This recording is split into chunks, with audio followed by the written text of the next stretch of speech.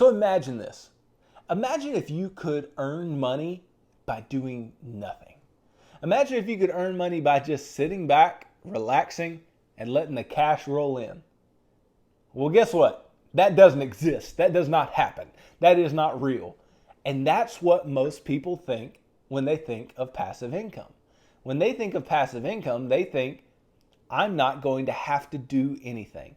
It's going to be easy. I'm just going to let the money roll in and make money over time, and it's no problem at all. I'll just make this passive income over time. But that is not at all what passive income is, nor is it how it works out in real life, in real scenarios. What passive income actually is you make some investment into something, right? Typically when we're talking about passive income, we're talking about stocks, bonds, real estate, and things of that nature, right? We're talking about these things that can produce some type of income. So we buy some type of investment, we make some investment, and that investment creates some type of cash flow that can be sent to us. Now, you may say, well, that sounds a lot like I can just sit back and do nothing and make money. Well, and maybe at times it may seem like that, but let me just make this perfectly clear.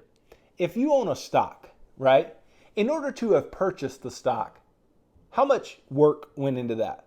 Or how much work should go into that? Obviously, you should never buy a stock just because it pays a good dividend. That doesn't make any sense.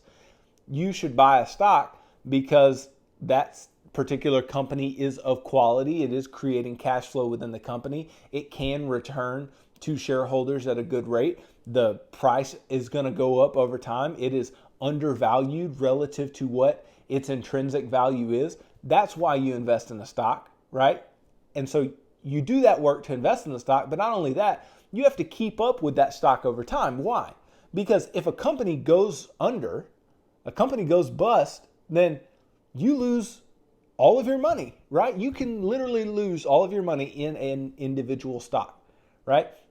So doing your work to determine what you're invested in and what you want to remain investing in is work. It is work that you have to do and you have to continue doing over time. Now, do you have to do it every day? No. But that is probably the most passive of passives. That and bond investing, because bonds pay you interest over time. But again, if you do not pick wisely, then you could not get paid.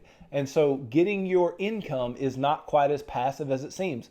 And then the real way, the real thing that I'm really pointing at in this particular video is real estate and rental properties. Everyone thinks that this is just the most passive of passive incomes. This requires the most work of any of the other types of passive income. And how does this require more work? Well, you have to make sure that what you're buying isn't a dud. You have to make sure that you're getting a good deal. You have to make sure that the place is clean and maintained. And you have to make sure that you can keep a renter inside of it and make sure that that renter is paying rent every month. You have to make sure that every time that something breaks for that renter that you go fix it. You have to be able to take advantage of the fact that when a renter leaves, that you have another one that's going to come in. I mean, there's so many things to the real estate thing, to the real estate investing side of passive income.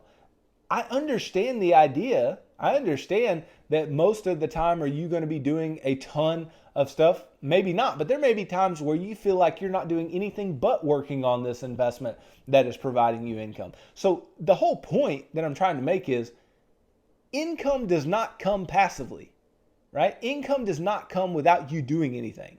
Income comes when you do something, right? Income comes when you make a choice, when you do the work, right? How do we make our income at a job? We go to the job and we work and we make income, right?